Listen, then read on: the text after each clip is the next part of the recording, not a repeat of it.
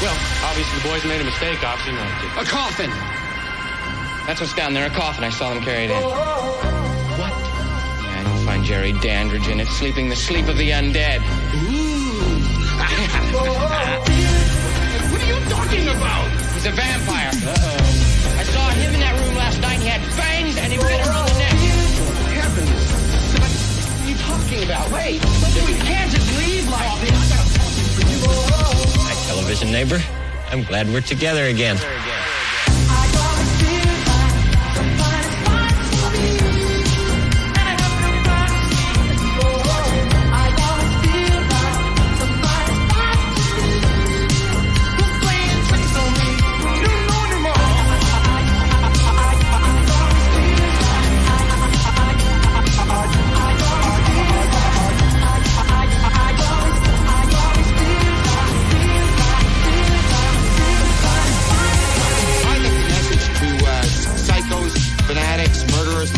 All over the world is do not mess with suburbanites because frankly we're just not going to take it anymore. You know, we're not going to be content to look after our lawns and wax our cars, paint our houses. We're out to get them. We are out to get them. God, I love this street.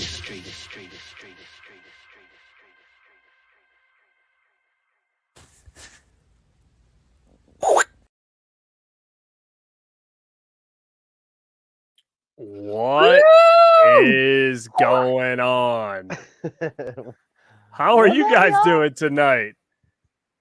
Dude, I'm stoked. What's I'm doing great. I'm doing fantastic. Thank you to everybody watching. Did that intro get you fired up, bro, to like get going or what? It did. I'm feeling it, man. I was really feeling that song's sick too. Who did that?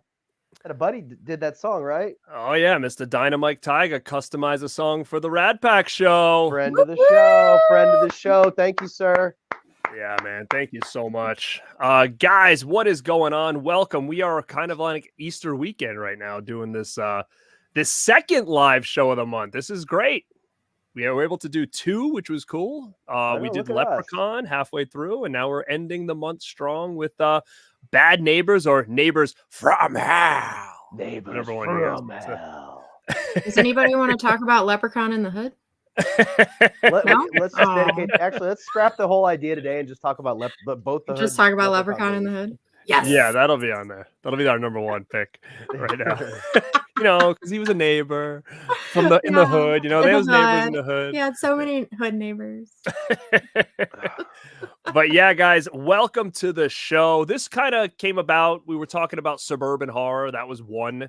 And then to try to narrow it down was tough because like suburban horror could have been so many different things. Like we were looking at things like Elm Streets and stuff. So wanted to try to narrow it down and then try to narrow it down even more. So we ended up picking 10 and we watched more movies than 10 to kind of make this list. So it's been kind of an undertaking to do. So, you know, inspirations for this list, and we're not going to put these in our 10 right now, are things like Rear Window with Alfred Hitchcock. I mean, that's like a no-brainer. That's the OG. That's the one that kind of inspired all of the movies we're going to talk about today. And a newer movie that kind of gave us a little bit of inspiration to talk about this is Destroy All Neighbors. And if you guys haven't seen, we actually did an interview with the writer of Destroy All Neighbors. And it was a cool interview, guys. And if you haven't checked out that new movie, where is it now? Shudder? Is that where you can watch it? Yeah. Mm-hmm. You guys should definitely check that out on Shudder. And I think we did get kind of a confirmation that they're working on a physical media copy. So hopefully that kind of hits very soon. So between the two, Rear Window, Destroy All Neighbors, like that's kind of what inspired this whole show. And we decided to go with Bad Neighbors. So when taking the suburban horror, narrowing it down into a little bit more of like a smaller niche inside the suburban horror and talking about movies that involve bad neighbors. Yeah. Did you guys have fun going back and watching some of these? I did. And I think this is a cool genre because it's one of those genres where you can kind of look at these movies and think like this shit could really happen. You know, I'm sure all of us at some point in our lives have probably had somebody in our neighborhood that, who knows, maybe fucking killed somebody or something, you know? You never know. Maybe my neighbors think I'm a fucking killer with my weird ass. 100%. Yeah, man. 100%. Yes. But yeah, I'm stoked on this one. And narrowing it down to, because we were talking about like the bigger, broader genre of like kind of suburban horror. even something like maybe Stranger Things could have been thrown into something like that. Like you said, Nightmare on Elm Street, but narrowing it down to kind of the rear window Disturbia style thing kind of narrows it down. And it also, we all kind of all ended up watching movies that we hadn't seen before. Because it's kind of a niche little genre, but there's some cool ones. Some ones that I'm super stoked to talk about that I hadn't seen before. So yeah, dudes, I'm stoked. We got some cool movies to talk about. We do. And we also got some super chats to talk about first and foremost. So thank you, people, for chiming in and get a little super chat action. What do you got for us tonight, Garrett? You got the Mo? Are you bringing back Mo, or what do you got? I gotta bring back Mo. I had a couple I was working on, but I just ran out of time, so I didn't get to get anything new. Unfortunately, I had some good ones too that I was thinking about. Tiana loves movies with 13.99 super chat. Bad Neighbors, love tonight's theme. Thank you so much. Go check out Tiana. Woo! Tiana. Dude loves movies. Look at this. Member for 3 months. What's up, everyone? Don't forget to roundhouse kick that like button. Agree. Roundhouse kick the like button. Cody has been a member for 3 months. And again, we are working on another membership, members only live stream coming up soon. April is going to be tight, but we're going to do our best to see what we can come up with for you guys. Another member for 3 months, Chris Snyder. What's going on, man? All right, let's party on. Drop an excellent like on the show. Hell yeah, bro. Thank you so much, everybody. And before we start, we're gonna have to get Mo in here. Hit us. All right, we're gonna have to get Mo. Let's do the Mel one. They call me Mo because every time they give me something, I always want Mo. So cringe. Always want Mo. So cringe. Fucking guy. All right, before we start, really quick, I'll just try to run through some names here. What's up, Adrian James? Welcome to the show. Joe Reese, Movie Misfits in the house. My Killer Podcast is here. Radicals. Tiana is in the house. We just said what's up to her. Hall of Notes is here. Chris is here. Wilkie is here. Scatterbrain, what's going on? Let me see. We see Dude Loves Movies is here. The local oddball is here. Hey now, what's up, man? Hey now. Fight the good fight. Neighbors from Hell. This will be fun. Killer Pizza. What is up, Radical People? John Doe Juggalove. What's up, man? Good evening, all you rad peeps. Blu-ray Attic. What's going on? Fachi Cinema in the house. What's going on, rad peeps? And no free drinks. Free drinks. Free drinks. The monkey is here. I blew Fachi's mind the other night with Greasy Strangler. It's one of the best nights of my life. I'm so glad he liked that movie. I bet he did. I need to watch that one now. You guys got me curious. Yeah, we did a live watch along on Fachi's Cinema. So if you want to catch us and watch their jaws fall to the floor as we watch every scene of Greasy Strangler, it's a good watch. It was very greasy. Mm-hmm. Well, didn't you say that was on like Netflix too or something? I have a physical copy of it, but I think it is streaming on Prime. You know, it's funny. I have a physical copy too, but it's different than the one you had. I was like, how random is it that that's on streaming? Yeah, it is random. It's such a weird movie. I got some cool. It's an Australian release. The one I had. It's like a region. It's a weird region Australian release, I think. Ian Liz, what's up? How's it going, guys? Love your shirt. Justin just watched Serial Mom for the first time today. Loved it. Oh hell yeah! Well, yeah, I'm rocking the Cavity Colors, or not Cavity Colors. Creeporama Serial Mom shirt. Yeah, we'll be talking about that. That's one. nice. One of my favorite movies. I'm wearing a Burbs shirt. Hell yeah! Me too. Oh, I was first looking at that. I thought it was the Texas Chainsaw, but it's the. It's like it's like a mashup. Yeah. Yeah. Hell yeah. I see a lot of people in here. What's up, Double Feature Podcast? What's up? Go check them out. Thank you for popping in. Cobweb's channel is here. What is up, Daniel? All right, I see a lot of people chiming in. We got to get to some of this stuff. Is there a Rad Pack shirt with Mo? But we might be able to do it. We could do. I should say Mo Money. We do the Mo Money logo and have Mo on it. Oh that's the killer right there. What up, Ela? Thank you for popping in. All right. So, again, we talked about our inspiration for the show, and we were going to throw in some honorable mentions because, like I said, we did watch a lot of different movies to try to make this list, and we kind of found some that we weren't really familiar with, and we accidentally watched a couple movies because this movie has the exact same name. So me and Mel watched one, Justin watched the other. We realized it wasn't the same one. So we said, heck, let's put them both on the honorable mentions list and talk about them. So that is, one movie is called The Good Neighbor, and it's with James Caan. And it's kind of like a similar vibe as like a lot of these movies, like that Rear Window type vibe where these kids are kind of doing like some kind of project type thing. So they set up all these hidden cams at their neighbor's house, who they think is really weird. It's kind of the basic concept as what we usually see, but it's a little bit more modern. Like this was, when did this come out? 2016. So it's a little bit more modernized because they have a lot of tech that they're using to like spy on this guy. And they actually have some tech that they can like mess with the guy's electricity and, you know, make his windows and doors open if they wanted to. They could like turn his radio on. So they had like this interesting tech that they could do stuff like this. And they were spying on this guy and trying to figure out what was up with this dude because he was just super weird. Now I know Justin didn't get to check this one out fully, I don't think. Mel, what do you think? I don't want to spoil the whole thing because I want Justin to finish it. And if you guys haven't seen it in the chat, I want you guys to maybe check this one out too. So Mel, what are your thoughts on this one? This was the first time I watched it. And I really liked it. It's rare that I'll watch a movie and I'll be like, wow, that was really good. But this one was really good. It had like all my favorite things in it. It was kind of a court procedural, kind of paranormal, kind of murder mystery. It just had like all the things, like a little thrills. So I thought it was really good. I'd recommend this one to anybody.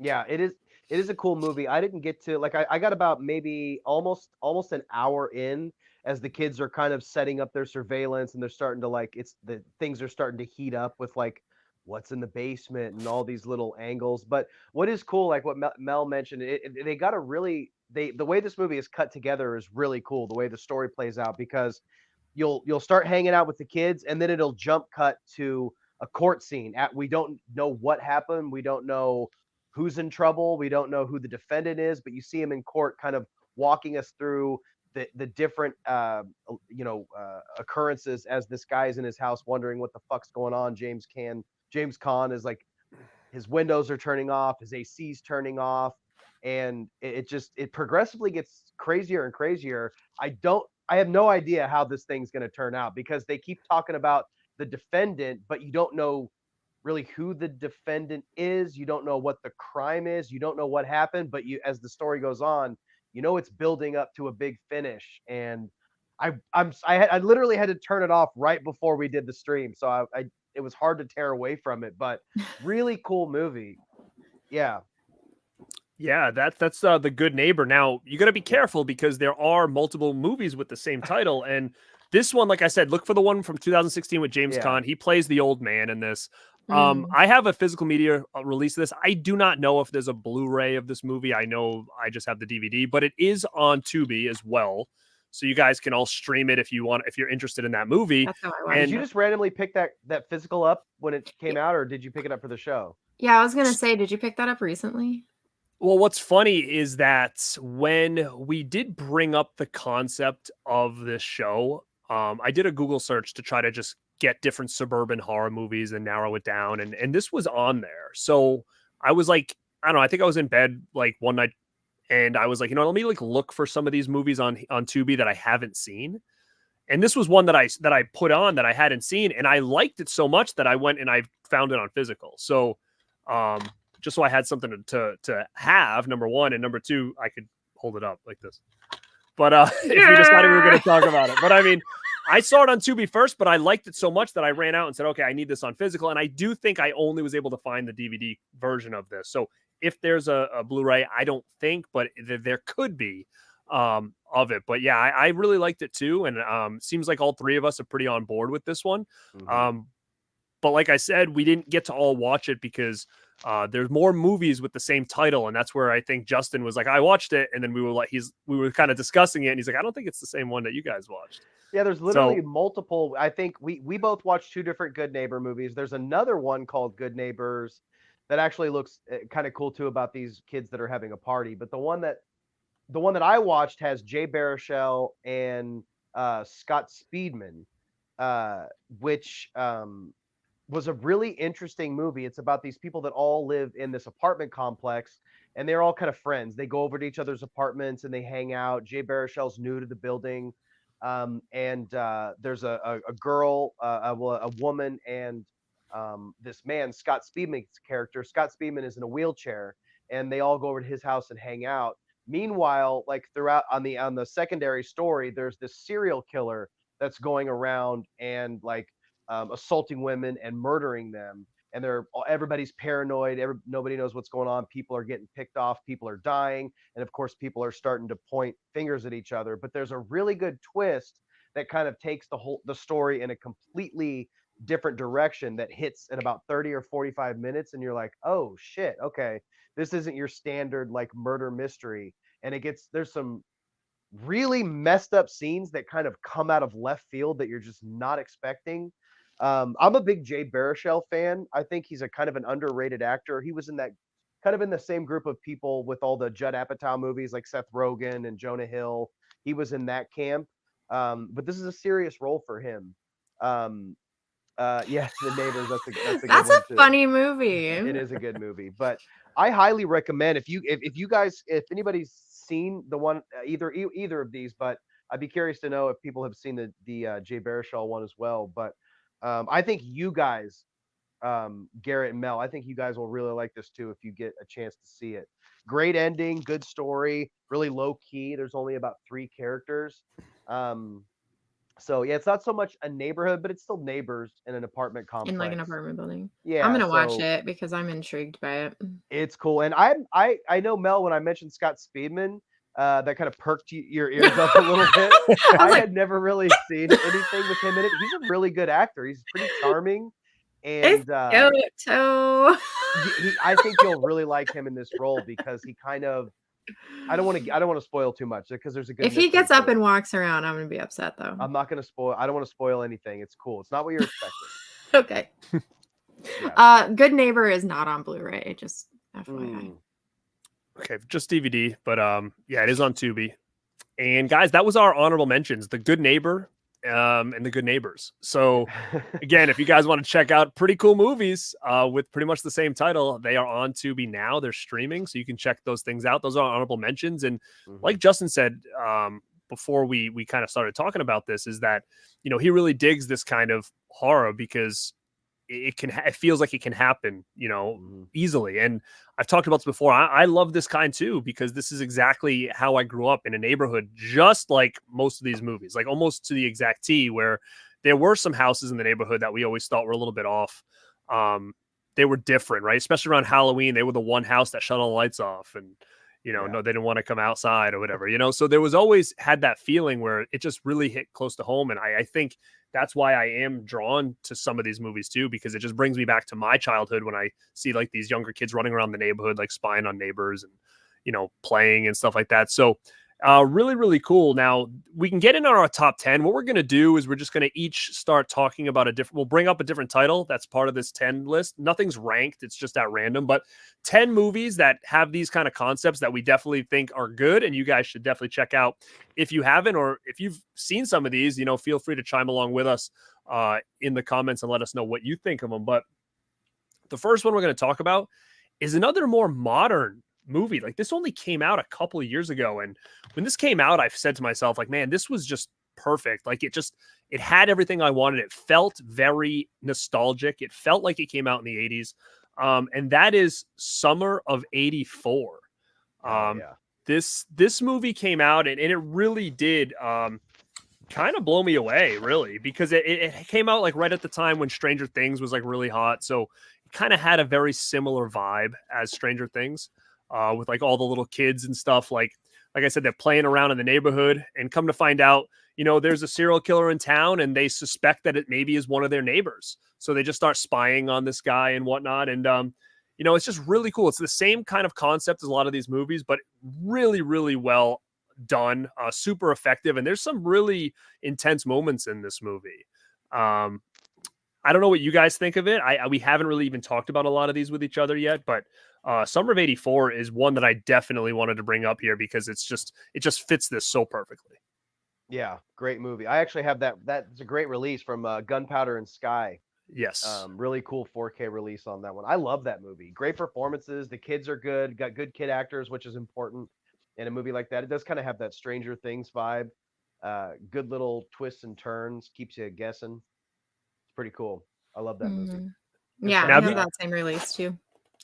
Oh yeah. I didn't Uh, see this movie until Vinegar Syndrome released it though. So I was actually surprised by it. When I started watching it, I thought this movie was older than what it was. Hmm. Like I thought this was an 80s movie. And then It come feels to so find out throwback. it's so throwback. And then come to find out it's not.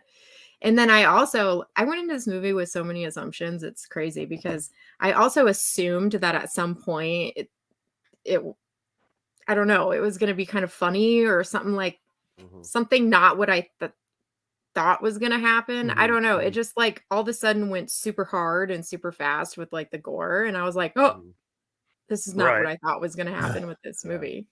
It's So fun, that was but it actually also kind of at the same surprising. time it kind of does take itself pretty seriously, and it doesn't feel like it feels throwback, but it also doesn't feel like super try hard, like you said.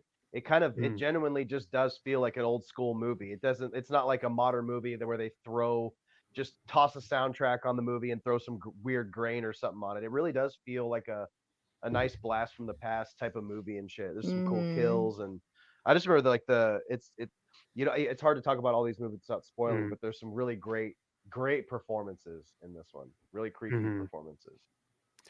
Now I didn't realize this. Maybe you guys did, but Ben Grimm said that the writer did Winnie the Pooh. I didn't. The shit. Blood and Honey one, that one, Or the cartoon, not the cartoon. No, it doubt must the have been Blood and cartoon. Honey. I think. I still haven't watched that yet, so I haven't I don't. watched that either. You're not missing Ian much. says he should revisit it. It's been a minute. Oh, movie Miyagi's in the house. Puke. What Luke up? the Puke. What's up, man?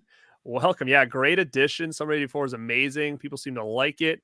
Yeah, Summer of '84 is a hidden gem that needs more attention. And that's what we're hoping tonight, guys. Like we do have a couple, little deeper cuts in here just to kind of showcase and have maybe some of you guys that haven't seen it be like, oh yeah, you know what? Like I am going to check that out. I've been meaning to do it. Or, oh wow, I haven't watched that movie in ages and I'm going to check it out again. There are some in here that we're going to talk about that I hadn't seen in a long time. So it was kind of fun to revisit them again.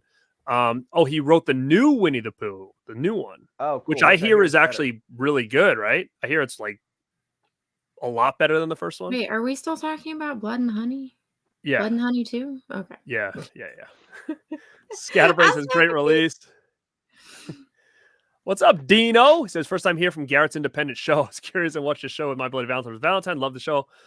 I also thought you all complimented each other great. Well, I appreciate that, man. Thank you for your first Rad Pack live experience, and I appreciate you coming over from my channel, man. I hope you have a fun time tonight. And yeah, I think we kind of compliment each other pretty well. We don't compliment each other often, but we compliment each other, I guess. 100%. We had a nice, yes. It's like, I look back and like, I was working all day. So I was like, I really didn't have a lot of time to like talk and stuff today, but I was looking back at the chat log and I'm like, we kind of suck to each other. Like we have our chat. Yeah. Because like, we're not that nice to each other. Well, no, because it's funny because I'm like working all of a sudden, like the other night I was like, oh, I told him Good Neighbor and he watched the wrong one. And then I said, oh no, it's this one. And I like sent him like the trailer and he goes, all right, cool. I'll check it. And then all of a sudden, like today he goes, yo, I can't find that Good Neighbor movie. Garrett keeps telling me the wrong one. And I had to like screenshot our conversation from yesterday where I sent it. I can't find the Michael Mann one. Why? Well, because I went to the, and then he goes, I can't James... find it. I go, dude, I just told you about it yesterday. But you and kept you responded saying I'll Michael check Mann. it. I don't know why you were saying Michael Mann. Because you know why? Because I was thinking about James Caan. I was thinking about that movie. I was thinking about the movie The Thief. So like it screwed with me because it's the same thing. Michael Mann, James Caan, and The Thief. So I thought of it really quick. And then I went back and I said, no, not that one, this one, and sent you like the screenshot. And you wrote, okay, cool, I'll check it. And then today it was like, yo, what's going on with that thing? I can't find it. You keep telling me this one. I had a screenshot like where I said this one. You went, okay, cool, I'll check it. Like we just had that conversation yesterday. If anybody wants to know what our chat is like, it's like this.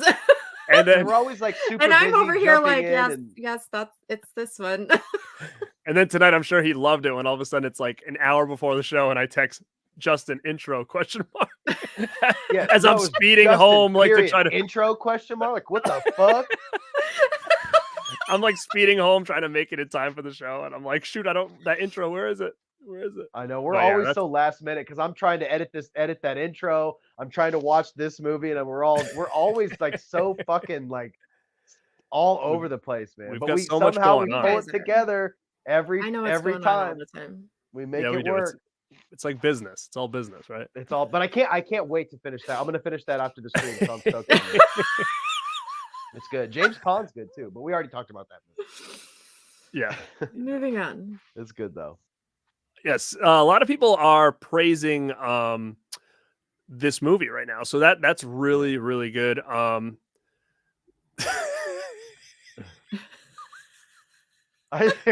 think that's actually that's what I said to you. Didn't I say something like that? Well, you Yeah, always he call says, it like, drugs. Say no to drugs or doing something. That's He not like drugs screenshot the thing where he sent the trailer to the movie, and then where Justin said, "Cool, I'll check it," and then he types "say no to drugs" or something. I know. It is what it is. That's just kind of I'm that's all kind of how it strung all, out on weed. that's how it kind of all works, though. You know what I mean? Everybody's got a gimmick. You know, it's cool. I guess that's my gimmick. Now. That's not a gimmick for Justin. That's just And then life. is that why his neighbors think he's like he's the killer of the neighborhood? Yo, did you see Mel? You're gonna appreciate this. He took a selfie the other day, like outside the front of his house. Did you see that? No. Did I? Did you post it on Instagram? That Panic Fest poster's still on the floor, like on the porch. On the ground. No, it's not. On the... No, it's Oh, not. God. I'm just kidding. I still have Oh my god! I'm not ready to be like, I'm checking that right. When we went to Panic Fest last year, it was actually like a year ago. I can't even believe it's been a year. We had like a Panic Fest poster, and I think like I think Justin put it on his porch and like left it there or something like that. It was like there the next day, And it was like there, like every day we were there. And I said to Mel, I said, this thing's gonna be here forever. I think it was the Evil Dead. Wasn't it the Evil Dead poster? Maybe it was something like that. I forget. I would never treat a Rad Pack poster with that amount. No. of I disrespect. think it was a it was Panic like Fest the Panic poster. Fest one. Oh, with the just cat on it okay, or something. right. Okay, yeah. Yeah, and I said this thing's gonna be here forever. Imagine if it was like it got through the winter and everything. It just kind of was sitting. That'd be there on the porch. amazing. It's all in pristine condition, preserved. Yeah, Panic Fest. That's actually that's next week, and I got my Blair Witch tickets. I missed out on the Nightmare anniversary thing. I wasn't paying attention to when the tickets went on sale. So Those it's 40th. tickets sold out fast. They did. The hybrid passes sold out, but I did. So I missed out on because Heather Langenkamp's going to be there for the anniversary screening of Nightmare. So I didn't get that, but I did get tickets for they're opening the show with a live the last drive-in show. They're going to show Night of the Comet with Kelly Maroney. Male Girl, Diana Prince and Joe Bob, of course. And then Saturday is the Blair Witch screening with the director of Blair Witch and the actor who played Mike. So that's going to be really cool. If anybody is in the Kansas City area or whatever, that's going to be going on next week. Panic Fest is really popping off this year. We must have caught it like in its rise up. I know it's crazy. In that little theater, I almost feel like it's going to outgrow that theater within the next couple years. 100%. So, but Well, this is interesting talking about Summer of '84 because it does have a similar vibe. But Joey D asked if you ever seen Turbo Kid. I love Turbo Kid. Turbo Kid rules. Yeah, I love Turbo Kid. it was cool, right? Yeah. Yeah. I have the Raven Banner release of that. Yeah, I don't know what I have. I have the Steelbook maybe or something, but it's a real cool movie and it's got all the same music as Rad from the movie Rad, which is cool. Oh, does it really? Yeah. It's like the same soundtrack? There's similar songs. I think there's maybe one or two main songs. Like I think the intro song for Turbo Kid is actually a song from Rad, yeah. That He's riding his BMX bike too, so it kind of works out, you know. There was another movie that was similar that came out before that or after that the director did. That style was kind of popular there for a minute, with like that weird Power Rangers kind of low budget kaiju vibe. I haven't seen Turbo Kid in a really long time, but I remember it being really like gory and wild. What was the one that came out? Wasn't there a weird movie? Like it didn't feel like a full movie, but it was, I think David Hasselhoff was in it. There was like a karate guy. What was that? It was kind of a similar concept as Turbo Kid, but it was almost like a short. Like it wasn't a full length. It might have been like maybe like 45 minutes or something like that. I can't remember the name of it. If anybody in the chat knows what the heck I'm talking about, let me know. That sounds. I mean, anything with David Hasselhoff, I'm in. Well, he did like a theme song at the end for it. I don't know if you guys remember that. It was like a big music video he did where he was like, He had like an unbuttoned shirt, and it was like I think it was a big car. I don't know. Oh, Kung Fury. Thank you, Daniel. That's what I'm talking Kung about. Fury. Interesting. Yeah, I don't know if the same people from Turbo Kid did it, but it came out around that time, and it was really pretty cool. Yeah, Ace, what's up, man? Yeah, Kung Fury is what I'm talking about. Yeah, I like that. I like that Mhm, style. yeah. It's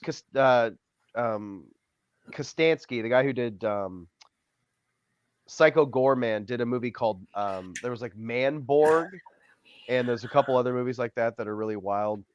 I like that style. Mm-hmm. Oh, he did Manborg? I didn't realize that. Yeah, that's him too. That is funny. All right, well, let's move on to our second pick. Mel, what are you picking for us tonight? Stir of Echoes. Oh boy.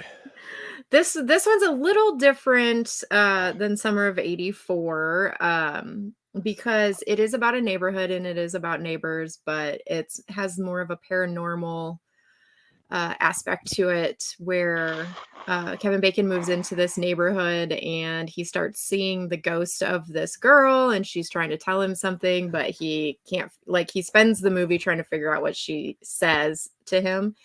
And then at the end, there's kind of a twist in the story, and then you figure out what happened, and it's very much the neighbors did it.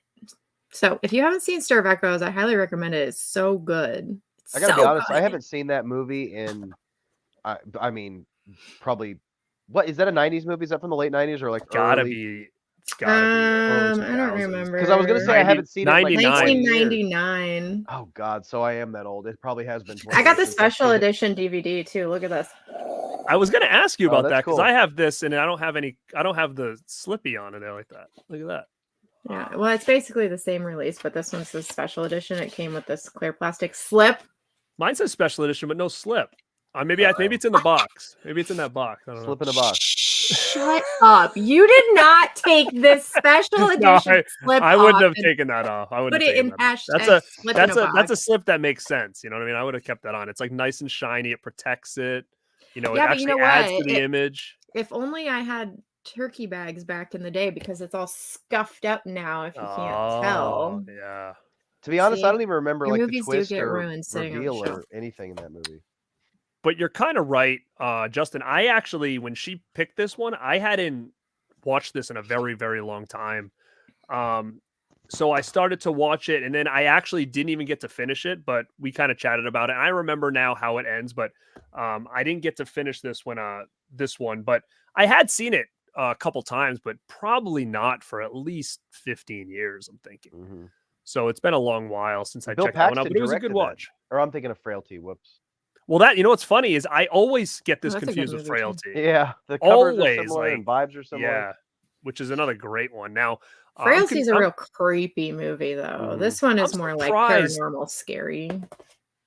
Yeah, I'm surprised no one's snagged Frailty, like a Scream Factory or something like that. Like, why hasn't nobody snagged that one? I don't think that has a Blu-ray release. And if it does, it might be just like a studio release from like back in right when Blu-ray hit. Like, I think this does have a Blu-ray release, but it's Yeah, like it when does. Blu-ray I have first it. kind of came out. It had like that Mhm. like silver piece on it or whatever, like a lot of those like American Psycho had when Lionsgate started putting out all those editions. So I'm surprised no one's upgraded this into something new, like a better version of this or whatever. But yeah, a lot of people are saying they like this one as well.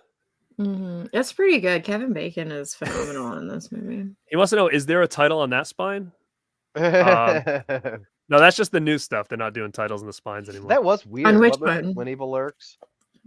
On Star of Echoes, because I think they're busting balls because when Evil Lurks, because I took the slipcover off and there's no thing on the spine. So what did you do? Did you put the slipcover back on, or Yeah, did you still sadly. slip in the box set? No, I had to put it back on.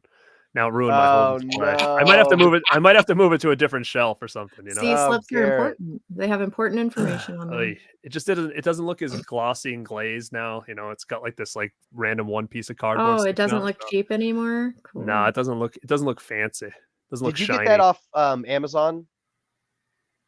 When Evil Lurks? I need to order that while the slip's still there. I love that movie. I need to pick that up. I haven't I mean, seen I don't- it yet. Should I order it? It's cool, man. It's really a cool. I mean, movie. it's subtitled, which isn't my favorite way to watch movies, but it is effective, man. It's really It's Oh, I have creepy. Shudder. It's on Shudder. I should just watch it on there. I don't know what Mel's gonna think of it. There's some scenes in this, Mel, that are hard watches for sure. Well, let's talk about it after. Yeah. If they're hard, like if they're triggering, you can spoil them for me. Just so I don't No. watch There's them. this. I would just we can talk about it later.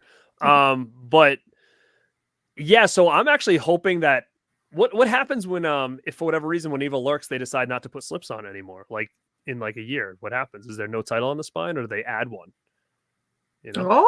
Oh, that's a Yeah, that good is point. interesting. No, they're just like, to hell with the spine. Who cares? Is that how They cheap won't they're do getting? They're anything. trying to save. They won't do pennies on anything. No, you know what though? I blame the community, to be honest with you. I really do. Because the companies are like, you know what? All these people only care about this cardboard, so let's cheap out and not even put some shit on the boxes anymore. Well, just this is say- a good time to you know what I plug mean? your video with What? CHH and Yeah, I did Ken. a video with Ken from Mid Level Media, who was in here. So what's up, Ken? And Planet CHH over on his channel, and we talked about slip covers and the way we collect them and our thoughts on them. It was actually a really cool, fun discussion. But yeah, now I'm wondering if they're like, if they're trying to cheap out and be like, they just want the cardboard. We don't need to put much on the regular cases. Well, anymore. gee, just take the card out, get you a Sharpie, write "When Evil Lurks" on the side, and then slip it back in. Then you can take the slip cover off. Yikes. What I'm gonna do though, for real, if all of a sudden I see it at the store in like the future with no slip cover, and if it is added on there, I'm buying it, and then I'm just gonna. They're not Give gonna away the add other it one. on there. You They'll know? just sell it without the slip, and it won't have a title. We'll on it. have a Is it title on the reverse? spine, like the new I betcha. style. Like, you must display the movies like this on the shelf. Like, and it's just like you only can fit like a couple. I don't know. I It's actually just- have a couple Raven Banner releases that don't have titles on the spines of their slip covers. Really. Yeah. Well, maybe now that Yeah. you said that, maybe I will take it off and just have no title on that. So at least I'll know which one it is. Just won't have a title on it. Why don't you just leave your slip covers on like everyone else? It just doesn't go with the shelf. It just like I have to move it because I don't have any slip covers on that shelf. So it all looks nice. It's like very glossy. So like when I walk in, I can kind of see myself in the reflection. It's nice. You know? It's like the movies are baby oiled. Yeah. It reminds you of a I like should have oiled down known. from a- Silly me. How do you think I get ready for the show? I got to look at that in that wall of Blu-rays and be like, You okay, know is what? it good? Okay, That's cool. always been a mystery. It's always been a mystery. Oh my god. But it is funny because I posted a video about the no title on the spine, and people, you should see a lot of the comments that came in. They were basically talking about like you said, take a Sharpie, and then I said something like I was thinking a label maker or whatever. Then someone else is like, what you do is you cut the slip cover spine, and then you slide that part in the. I was like, oh yeah, I could do that. So it was just kind of funny to see that what everybody was saying. So, but yeah, we kind of went off on a little tangent there. But Stir of Echoes seems to be pretty well loved in the chat. It's a goodie. I have not seen the second one. I saw somebody ask that. I haven't seen the second one. I didn't even know that there was one. I would assume it's probably not. I'm sure great. it sucks. Okay, so Lionsgate did so that was an early one. How delicate. Okay, yeah. So it must have the same. I think it probably has the same kind of Blu-rays like this one did. I don't have that one. Yeah, man. You got to make sure you got nothing else going on because, like I said, you got to read it. Yeah. Practical effects are fucking awesome. Yeah, it's true. Oh, Ken says. So how did you see it, Justin? Did you watch it on Shudder? Shudder. See. All right. So We ready for the next one? we will go to number 3. Yeah. All right. So the next one, I'm sure you guys have the blue ready. I didn't buy it because it didn't have a slip cover.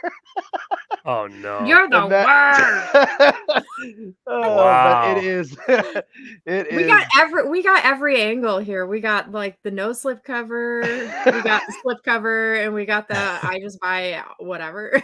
I'm My just slip cover holding is like out. the depends. I'm holding out for a better release of Brainscan. Dude, how could you not get that on? How could you not get that on Blu-ray? That was about the time I made that shitty Scream Factory video, I think. And I was just pissed at Scream Factory at the time. I'm like, fuck these guys, man. I got Freaky without a slipcover.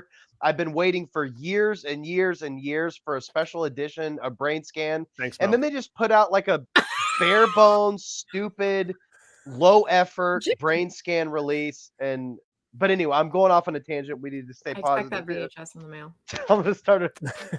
Swipe Oh it. god. But anyway, Brainscan is fucking amazing. It's easily one of my favorite. One of my favorite and one of the only few good Edward Furlong movies that we got in the 90s. We got a lot of good Edward Furlong movies. Yeah, but the in good the Edward 90s. Furlong movies are like the ones that people know are like the only good Edward Furlong movies. Yeah, Let's be real here. But Brainscan, he orders a CD-ROM game from Fangoria. It comes in actually he doesn't even order it, right?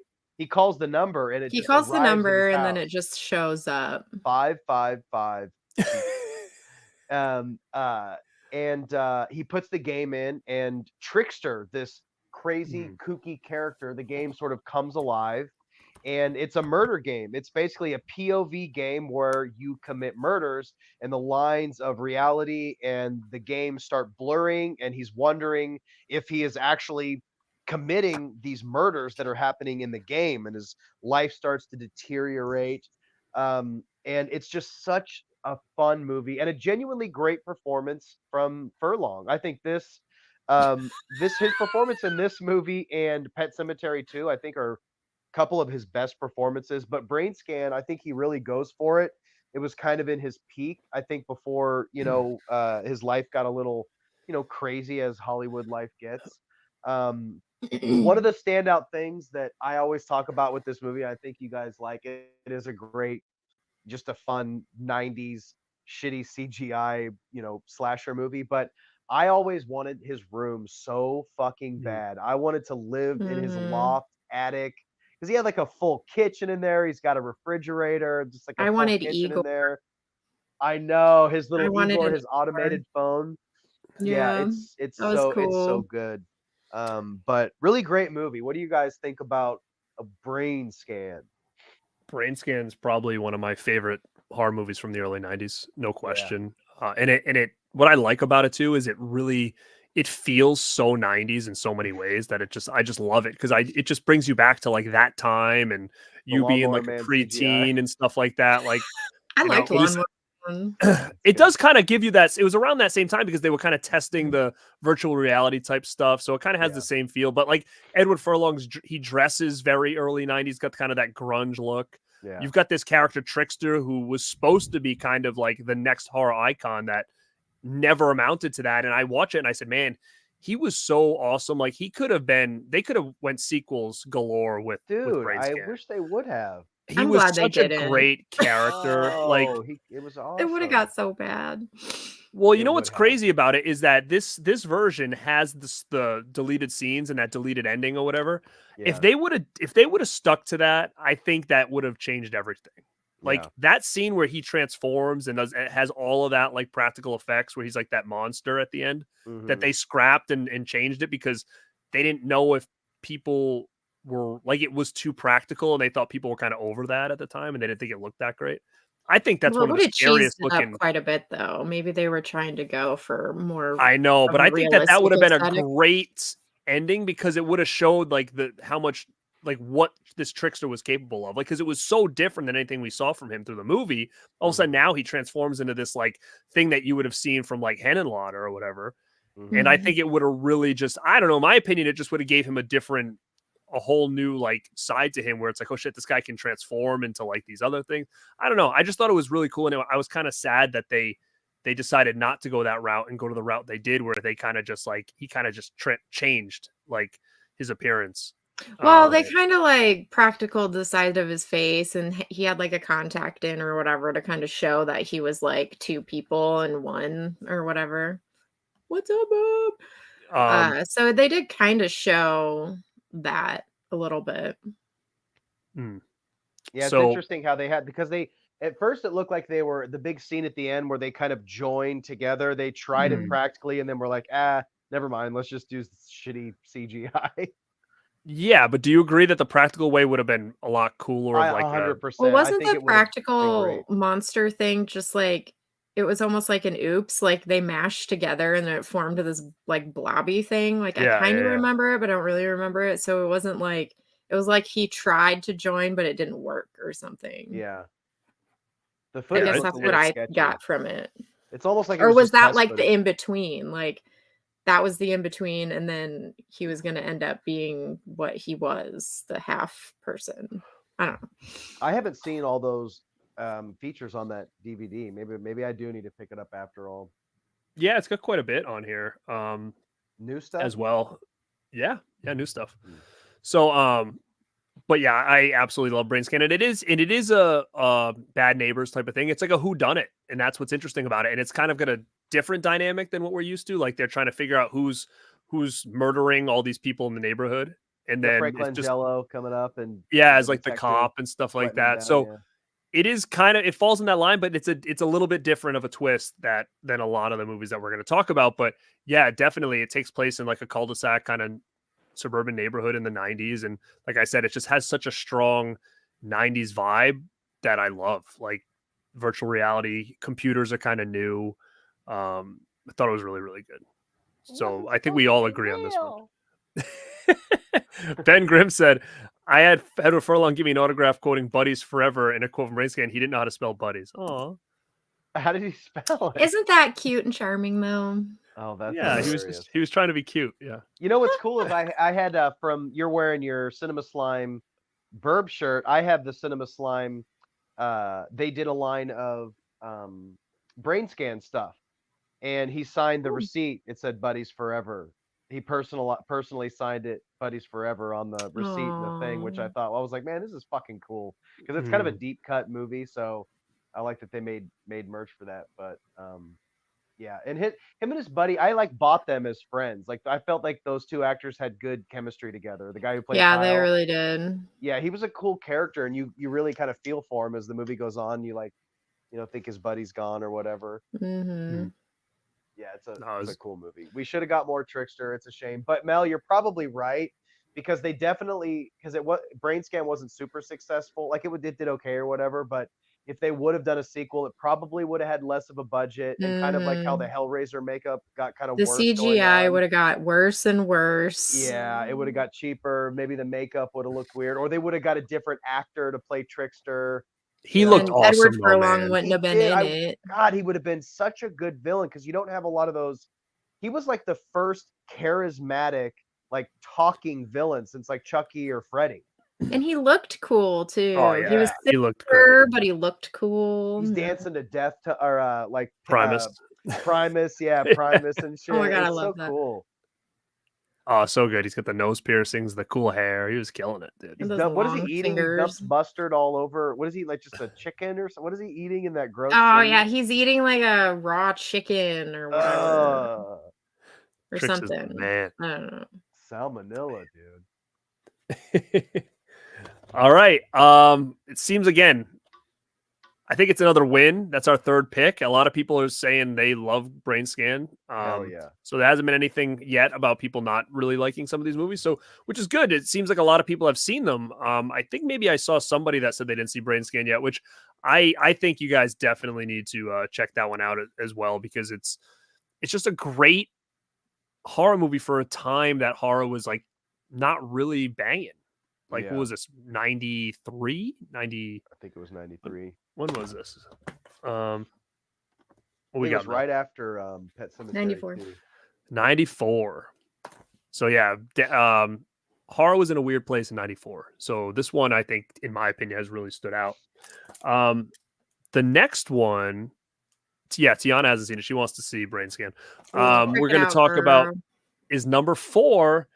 Again, not ranked, but my next pick is going to be an 80s flick, Deadly Friend, which is such a fun movie. I rewatched this again. It's from 1986 this week just for the show, and I was like, this movie is so freaking good. Like, it's so different, and that's what I like about it. Like the robot and stuff like that. It was just something kind of unique, and it took place in a neighborhood, and There were bad neighbors. There was a bad neighbor next door. There was a bad neighbor down the street who was played by, what's her name? The woman from the Goonies. Mhm. So it really had to do a lot with the neighborhood and neighbors. And this kid is basically like a genius, and he builds these robots, and he's working. What is he working at a hospital, like doing like, or is it a morgue? What is he doing? He's doing like stuff with people's brains and whatnot. Yeah, This some kid's like kind a of like teenager.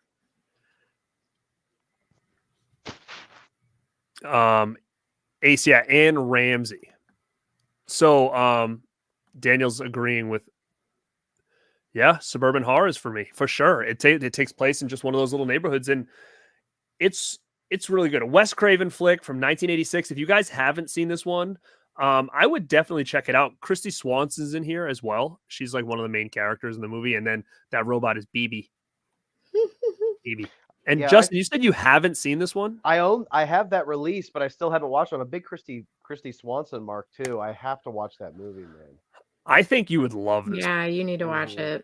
it. The only thing I know about that movie is that basketball scene that I always see gifs of. That's literally all I know about that movie. Mhm.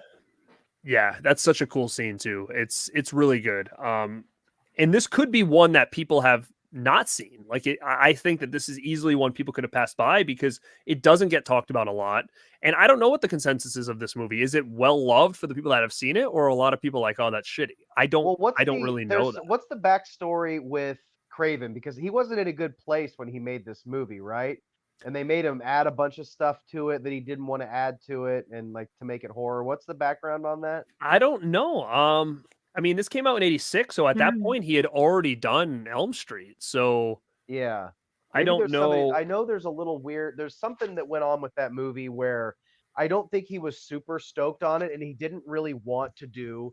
He didn't really want it to be like a straight horror movie, and I think the studios told him he had to add some gore and add some bloody effects, and so he added that stupid basketball thing. And I don't know. So he's like, I'll show you effects. Yeah, I don't think he was super stoked on it, but I could be completely wrong or misremembering. That does but sound familiar. it now does that sound you're familiar. saying that. yeah, but it looks cool. You know what's interesting is Joe Bob Briggs put a quote on the movie, and it says, "A Breakfast Club version of A Bride of Frankenstein." That's what he wrote on Interesting. this. Sure. But yeah, the boy next door ended up being the ultimate bad neighbor in this movie. This was one of my Spoiler alert. favorite movies when I was a kid. I dare to say that it was possibly the first horror movie I ever saw. My momster told me I would run around the house like this going beep beep beep beep. And how good is the BB theme song though? Like that BB, and it's like Oh, a horror yeah. movie, but you just hear it in the background. BB, Oh, it's so good. so cool. But so Daniel from Cowboys, I knew I could rely on him. He said Craven wanted to make it like Short Circuit, and it was going to be called Friend, which is interesting.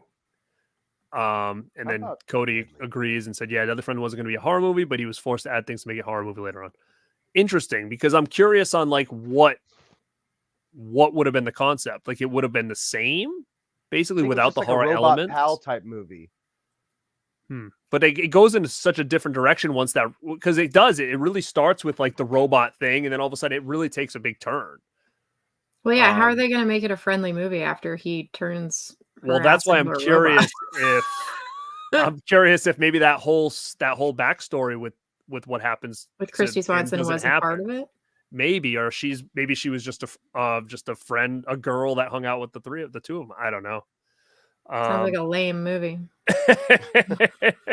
Wouldn't have been one you would have been going BB to. Is that what you're saying? I probably would have never saw it then. Oh yeah, your mother like, don't watch this childish bullshit. Yeah, that happened. That's so funny. I was a fun kid.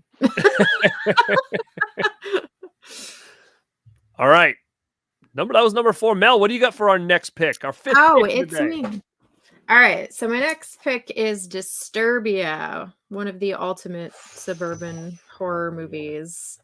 It has Shia LaBeouf in it, and he's kind of a troubled kid. He lives with his mom. He's under house arrest, so all he has to do is spy on the neighbors, and he suspects that the neighbor guy is a murderer.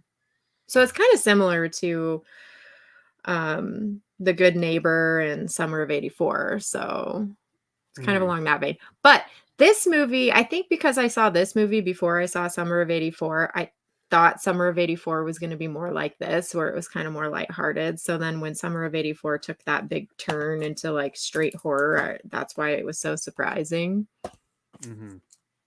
No, I agree. I think Disturbia is really good, and I think it's kind of underappreciated because it really does hit that same level of that neighbor type suburban horror that we're so used to from things like in the 80s. And I think it just does it really well. It's very, very cool. And I think the element of, what was he on, house arrest or something, so that's why he was kind of home most of the time.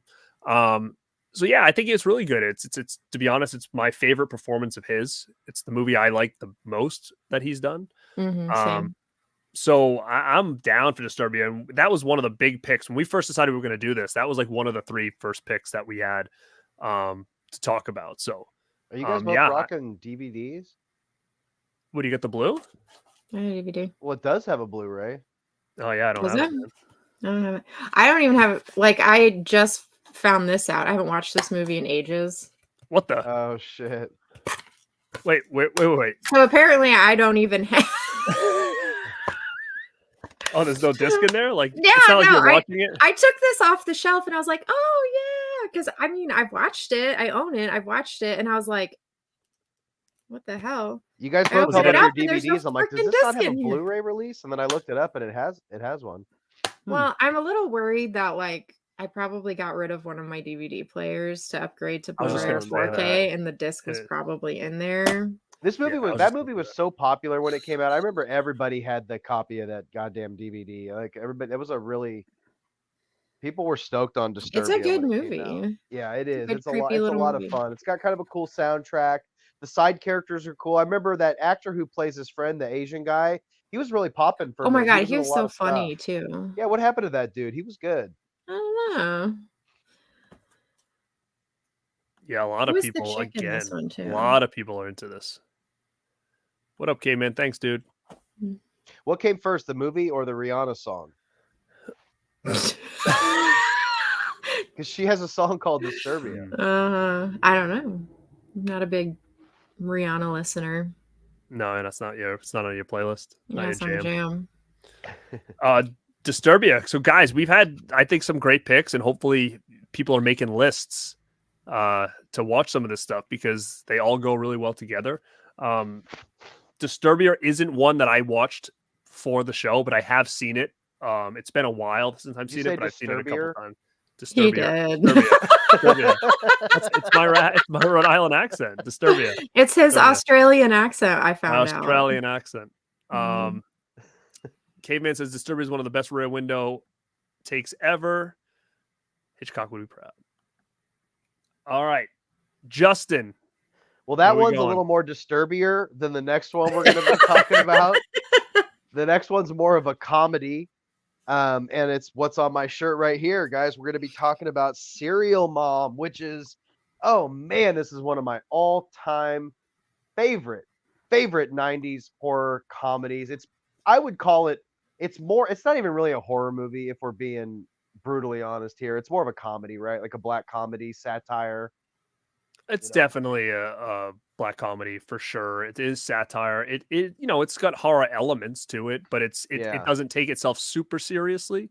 Yeah, it plays kind of on like the old traditional 50s style, everything's perfect kind of suburban family where it's like it's like the whole tone of the movie, especially at the beginning, is like overtly cheesy and throwback, like Pleasantville style, where you have this cookie cutter perfect little family, it's Matthew, they have the family there, so it's Ricky Lake, it's John Waters, so there's tons of John Waters alumni from his other movies. So you have Matthew Lillard playing Kathleen Turner's son, you have Ricky Lake of all people playing the daughter. I forget who plays the dad. He's a funny actor, he's good, but Kathleen Turner is so fucking good. Her. I can't imagine anybody else playing that role. And it's basically just a suburban mom killing people for very silly reasons, like a neighbor doesn't recycle, or they're took her parking spot at the store. Yeah, took the parking spot, or somebody doesn't wear their seatbelt. It's like that you get killed for shit like that. There's a little bit of gore, but not really. It's pretty cartoonish, but it's just so much fun. I love Serial. There's really nothing really that you could compare it to. It's a really original movie that's just a lot of fun. It's super funny. And like I said, Kathleen Turner is just like so good. The Pussy Willow scene, like there's so many classic scenes that are just so damn good because nobody knows that sweet Mrs. Sutphin is the killer, and everybody's tripping and shit. Blu-ray Addict brought this up, and this is hilarious. The scene where she's messing with the woman on the phone, it's so good, especially because that's like the first time you start to see that she's a little bit off. Like you just assume she was like the best, most like wholesome woman ever, and then she's like crank calling the lady down the street, with like swearing really at her and stuff. Nasty, like crazy language, dude, out of nowhere. It's like, good lord, man, just terrorizing people for fun. She's like pen pals with fucking the serial killer Ted Bundy and shit. It's such a cool movie, man. Tracy Lord's in that movie. Is that Blue Scream Factory? Yeah. What do you think about that slip art, G? I was gonna say, I how much? What are the odds I'll be able to get the slips done? This is the other artwork's like kind of like the original art, which is very similar actually. It's just it's kind of the same. It's very similar, except that this one is kind of red. I don't know, Mel. I would say, to be honest, I would say go to eBay first and see if there's any good prices on it. Then you'd be sure that. I mean, again, if it's sold out, then the eBay prices are going to be insane. But I mean, you never know. You might find it for maybe with the slip for like $30 or something like that, which might not be that much more than you'd get it from Scream Factory's site. Or if without the slip, you could probably just get it. Probably for like $19.99. Why you just but I think slip? You don't like slips anyway. I love John Water stuff. I do on boutique labels. Yeah, you gotta have them. Yeah, you gotta have them. But there's a lot of stuff in there for horror fans too, because one of their friend Scotty, is like super obsessed with horror movies. So he's always watching. They're always like, Matthew Lillard's character works at a video store, so they're always watching like crazy horror movies and stuff. And a lot of people said that theirs didn't come with slips, and they bought it a little while ago. Yeah, that's a bummer. But yeah, I think you'd really dig this a lot. I think all of you probably would, because I think 100% she'd probably fall in love with it. It really does. And I watched it again, and I've seen it. This would have been like probably the third time I ever watched it, and I think I enjoyed it even more now than before. But I think it's one that everybody's gonna like. I think it just has a little bit of something for everyone. Look at this, dude. What's up, Chris C? Slash the life of the Rad King, the Rad Killer Queen, and the Rad Duke. Aww. Look at that. Sorry for blowing my nose on stream, guys. Thank you, sir. The Rad Jester. Blowing his nose on the stream. I'm so sorry. I've been like I'm so sick of blowing my nose. It's allergies. It's so shitty. Say, I'm so sick of being tired, and I'm so tired of being sick. Is that a song? Come on. A real song? It's a real song. Somebody in the chat, tell me what song that was. Oh, all right. We're moving around the clock. You better wrap this up if Garrett's singing. Yeah. He's fired up. The C4's kicking in. I what you got, G? There, actually. I don't have it on this table. It's over on the other one. What you sipping on, bud? He's got the bubbly. Little bubbly action. Bubbly. He's got the bubbly. The bubbly. We're rounding home now, kind of. So this was another deep cut. And this wasn't one that we were going to add to the list just because you can't find it. You can't get it. But we did find it for you guys all to watch if you haven't. And if you watched my show that I did talking about horror movies that need physical media upgrades, this is one that's been stuck on VHS from 1994, and it's called The Paperboy. Oh, you got the VHS. That's clean too, man. Clean. Look at that. Damn. All his VHSs look like that. Yeah. Have you had that since the 90s or GE? Oh, yeah. Nope. 90s. Oh, hell yeah, dude. 90s. What, you got that tape in there backwards? What are you doing over there? Oh, shit. Sacrilege. The Paperboy. I saw this for the first time on TV as a kid, and my brother and I really liked it. So when I got a little bit older and I was collecting DVDs, there was I bought a lot of my not my DVDs, when I was collecting VHS.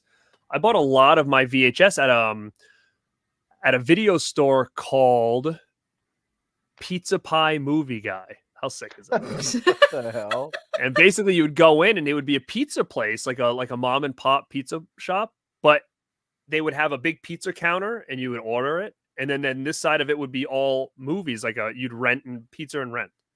Pizza And rent. pizza and Pizza in a movie. and rent. Pizza And a movie. Pizza Pie Movie Guy. And there was a point in time where things were starting to go towards the DVD route. So he started selling all the VHS. I bought so many VHS from that guy when I went in there. And this was one. And the reason this didn't make the purge of 2008 with my VHS collection was because I didn't have this in any other format. So the only things I really sold were things that I'd already owned and upgraded on DVD. Because this never did, that's why I still have this thing. So very cool movie. I think it's one that I hope someday someone releases it. I don't know if this was a made-for-TV movie, but it feels like a made-for-TV horror movie. I assume this probably didn't hit the theater. Came out in 1994, I think. 1994. And it's cool. It's about a kid who lives next door to this old lady. Something happens to the old lady, so her daughter and the daughter's kids move into her old house, and he's their new neighbor. And he just becomes very obsessed with this family and wants to be part of this family. And when he really can't become part of this family, you just start to realize like how much this kid is not right. And it kind of unravels from there. So it's basically about a neighbor, but the neighbor being this kind of weird kid who's obsessed with the family that lives there. And it's a cool movie. I mean, it's not anything mind-blowing, but I just think it's a pretty cool like 90s horror movie that just got kind of swept under the rug. And I thought it would be cool to talk about because it is a deep cut and it is definitely a suburban type neighbor horror-esque movie. And I think Justin watched some of it too before the show. And we did end up finding it on YouTube. That's the only place we could find it. Is you can watch the whole movie on YouTube, and the quality's pretty decent. But no streaming services had it. It's Who definitely a plays the VHS little kid? rip. I watched like the first 20 minutes or so. The little kid, I don't know who plays the little kid. Let me see. I had never seen that actor. Mark before. Marut. He played in Car 54. Where Are You? The TV He was show? 12 years old in the movie, but you have William Catt who plays the boyfriend, and the mother is the woman from Baywatch. What is her name? Ow!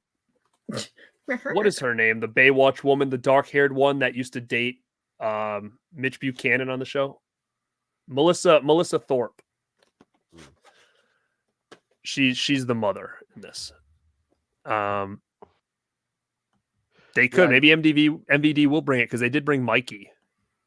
What up, Mama Blue? I loved Mikey. Eli's got it.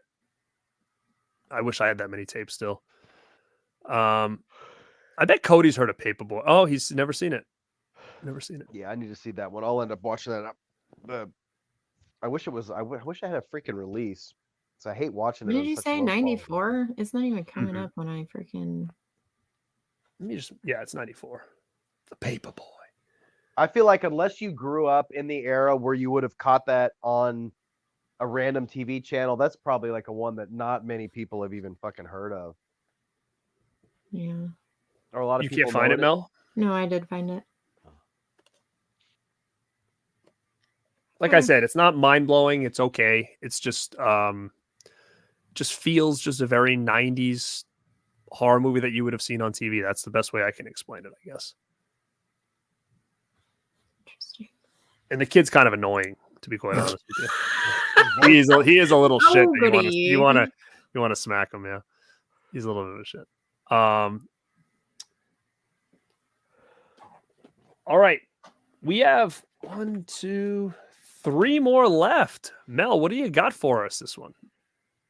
Oh wait, I'm next. Oh. Yeah, this is we got a heavy hitter now. Paperboy, maybe you haven't heard of, but maybe you heard of this one. Yeah, maybe. We'll see. The Burbs. Oh baby. Oh baby. What's that? Is that a new Steelbook? Oh, this is the Arrow Steelbook. It's an oldie. Oh, okay. Yeah, okay. Wearing a Burbs shirt here, people. Look at that. Hell yeah. Remember that guy Skip?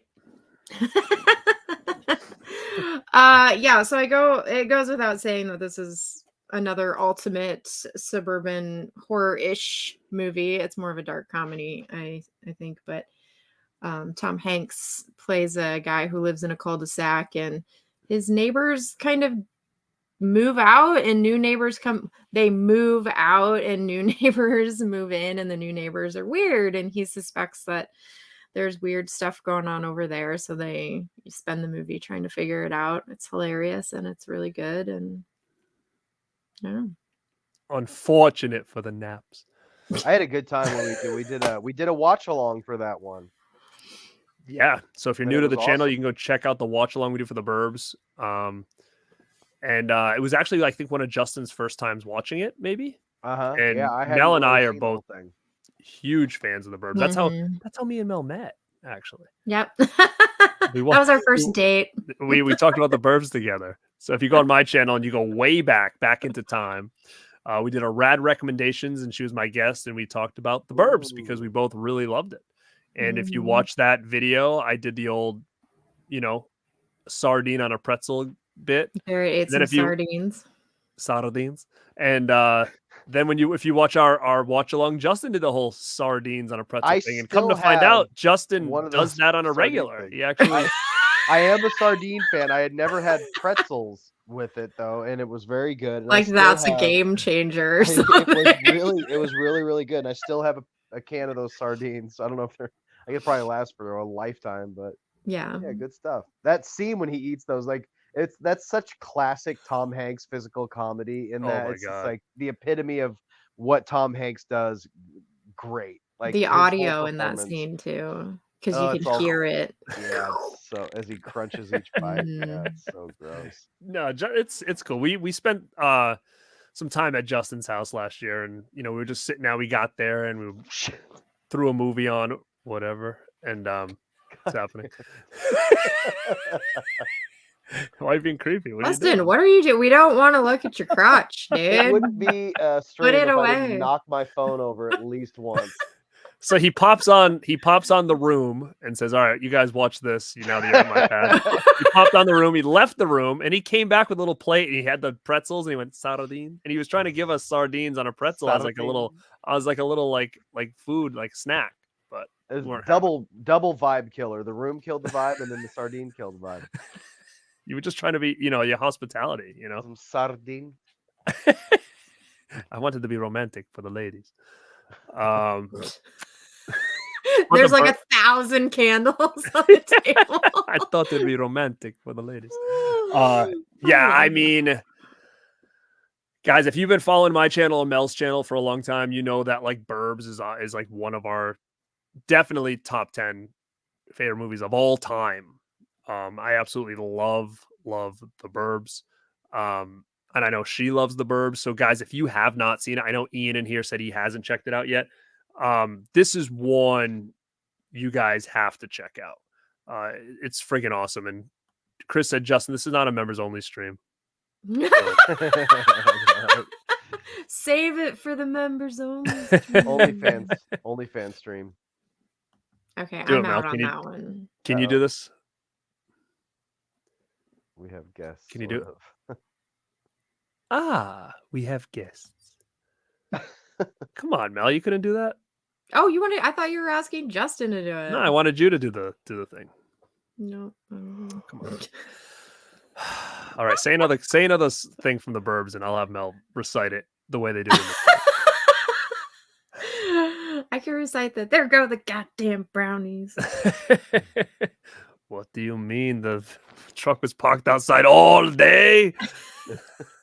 And when he gets really nice for a second, and all of a sudden he's like screaming and yelling, all of a sudden he's like, no, please, it's just me, the young boy, and my brother, the doctor. Yeah, I love that You part. guys know every goddamn line of that movie. All right. Classic. It's a very quotable movie, but not many So times quotable. can you use the quotes in actual conversation. Hey, We can't- Pinocchio, where are How you can I- going? You never said that to someone? I've said that. I to someone. actually probably Easy. have said Yeah, that. I've said that. All right, Justin, Hit us with number 9, baby. The next one up, R.I.P. Brad Renfro. We're going to talk about Apt Pupil, which is based Ooh. on a Stephen King either short story or novella, one or the other.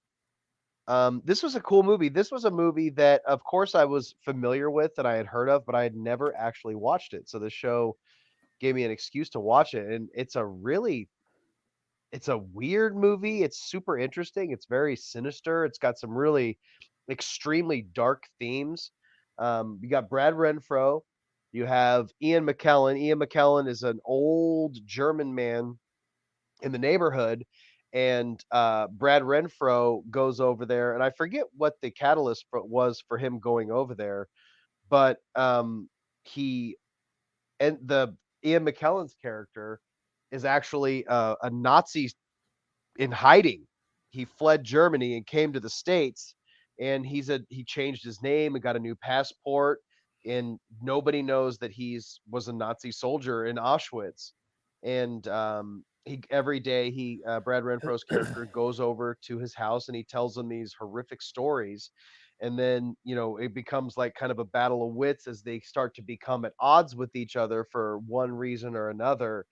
And there's murder and there's crazy shit that goes on. Now, what at the beginning of the movie, I'm forgetting, what was the catalyst for him meeting him and going over and listening to these stories? I can't The remember. kid was sitting in history class and they were learning about Nazis. So Okay. he did his own research. Oh, and he just wanted happened to to know more. recognize them from a book or something? Yeah, it kind of shows the kid doing extracurricular research on the Nazis and stuff. It doesn't exactly show like how he ended up at the old man's front door, but it insinuates that through his research, he figured out who that old man was. Yeah. So he went over there to threaten him, to get him to tell him all the dirty details of the gas chamber and stuff. Right. And then Ian McKellen, it's a fucking great performance from him, but he starts to get a little paranoid that, he's going to get found out, because of course, if they find out who he is, they're going to ship him, out of the country, and he's going to jail for whatever years remaining he has left in his life. So it's kind of like a cat and mouse game of these two fucking with each other. And it's really wild. Good performance from Brad Renfro. Around this time, he did The Client and Tom and Huck and all those movies, but it's too bad what happened to him, because he was one of those few stars that was starting to make the transition with big stars and big directors. And I think he really would have been something amazing as like a DiCaprio or something like that, had he been able to continue working. But it's a really great movie. Got a little, not more than a cameo, a pretty decent side role from David Schwimmer, which I was not expecting, but that was Mel's favorite part. Yeah, he's goofy. Okay, I'm gonna be brutally honest. This was a good movie. It was a good movie. Yeah, but he ruined this movie for me. As soon as he came on screen, I immediately started laughing. Especially because they gave him this dumb little mustache. Yeah. And then at the end, when that whole scene happened and he's like figuring out, how sinister the situation was, and he keeps doing the whole Friends look back where he's like, yeah. I was cracking up laughing because it was just Ross to me at that point. He was a little Ross. He was a little Rossy at the end. Yeah, because he's not like a cool guy. He's like a nerdy kind of silly character that is kind of a pussy, just like Ross. So it's like, yeah, see, this is the perfect like situation where miscasting can ruin a movie, because it's like every time I saw him, it took me right out of the seriousness and the thrill of the movie, and it just made me like laugh and roll my eyes. Well, you know what, that scene where he was going to try to sell the kid out, and the kid like made up that whole story what he was going to tell the police about him, I thought was kind of brilliant, of like a thing for him. It really kind of freaked out him not to say anything. I thought that was kind of cool. They never really did go into like what the kid's problem was. Like why all of this? Like what was his fascination? You know what I mean? Like I kind of thought that eventually we were going to find out, Well, do you think maybe it was because he knew that the fact that he was keeping it from people, he thought he was going to get in trouble as well. No, I just mean like the whole, like in the beginning of the movie, he's just sitting in history class Oh, and he sees the teacher erase those words off the chalkboard. And then all of a sudden he went to do a bunch of research. And then like all of a sudden is like doing these like terrible things to this old man. It's like, where did all of it come from? well, it's funny Like, because they Justin, never said why he was so fascinated with Nazis. well, yeah, you're right. Justin did a little bit of research too, and we found out that like, there was a lot more to the book that this movie maybe skipped. The fact that this guy did live next door, right, or down the street or the same neighborhood. In the neighborhood, yeah. So like they didn't really get that in depth with it in the movie, but it almost kind of was like it was, they assumed you knew this, and I think where the book it really explained that part. Check. So I think there's a lot Check. of that with it as well. Wow, this is what the I didn't even think about 976 Evil. I'm gonna have to rewatch that one. Yeah, I'm gonna have to rewatch that one too. It's been a long time. I forgot all about it. I don't know where Justin is, but I'm glad he did our 9th pick, which was Apt Pupil. And it seems like there's a lot of people in there like it. Some people haven't seen it. But again, I think this list, all these movies should at least be watched. I didn't think any of the ones that we picked were bad. Oh no. Oh, here he is. No, but we never know what Justin's doing. Can you hear me? Yeah, What? of course. My headphone, I don't know. I hit something and my headphone disconnected. I couldn't hear anything and I couldn't fix it. So I had to bounce out and come back in. Sorry about that. Well, we are going to talk about our last pick. Now, before we get into that, I want the chat. We have one more pick left, and I want the chat to think about it and write in the comments what they think our final pick is, our number 10 pick for our 10 Neighbors from Hell movies. And while we do that, we'll just play a little commercial ski, and then we get back. We'll see what you guys have to say. We'll talk about our final pick. How's that? Guys, what's up? RadPack and Studio House have partnered up to give you a discount at StudioHouseDesigns.com. You can enter the discount code RadPack at checkout for 15% of your order just in time for the holidays to get your Christmas gifts and all of that stuff. So go to their website, enter the code RadPack at checkout for 15% off. Thank you to Studio House Designs for partnering up with the RadPack. Watch more horror movies. Hell yeah. Studio House has been doing some killer drops lately, actually, too. You said they did a Twin Peaks one today. I think it's a 72-hour only. I'm actually waiting for their restock sale because there's a lot of stuff that I want from that restock sale that I missed the first time They around. did a Lisa Frankenstein one, which was really good. Did you get anything from that one? I bought all the things. Oh, I boy. bought all the things. Oh, boy. Did you end up getting that VHS tape? I did. I got all of them except for Katie Video's one. You got the one. I got the one that I sent you with the pink case or whatever, the pink tape. I didn't see. I didn't know there was other VHS aside from Katie Video. I didn't see the other one. There's been 4 of them. So. Oh wow, that's cool. It's like everybody apparently knows that I love this movie because they've just been sending me all the merch and I've just been buying it. Yeah. Oh no! Ian just said he just bought a shirt and didn't use the code. Ian, if you guys follow us on Instagram, every time they do a sale or a drop, we'll post it and we'll put the code just to remind you guys about it. To use the code too, so don't. But I do think that you can only use the code once. I think it's like a one and done type thing. So you is get it? 10% off, which is a good deal, but because I tried to use it and it said you had already used this code, so I'd have to like go under a different email or something to use it again. I think. So it might be like just a one-time only type thing, but yeah, they should be doing a nice leftover drop, which is cool. And what did I buy from them? Because I just tried to buy something, but I didn't have the code. Something they must have just dropped recently that I snagged. Did they do Shocker maybe? I think they did actually. That might have been what I got. But yeah, it's definitely some cool stuff. They got a Blair Witch on the leftover. I want that Ginger Snaps one that's got all the bands on the back. Oh, that's right. I didn't get that Ginger Snaps drop. I really that's going to be in the leftover drop. So he said he's going to put a couple back out. So oh, cool. Oh, that's what I got, Ian. I did get the blood splatter paint with like all the neon VHS on there. I did buy that one. Yeah, I was gonna say there's been several VHS drops. I got the one with like There's a Frankenhooker on tie-dye it and one. stuff. All right. It looks like most people got it right for our number 10. And it is Shocker. Fright Night. Ooh, we got the VHS again. Going old school with the VHS. I like it. Oh yeah. Oh, Give me yeah.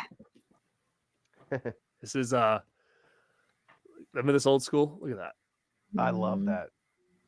Is it RC? Is it RCA or is that what it is? Oh wait, I Yeah, have Fright RCA. Night.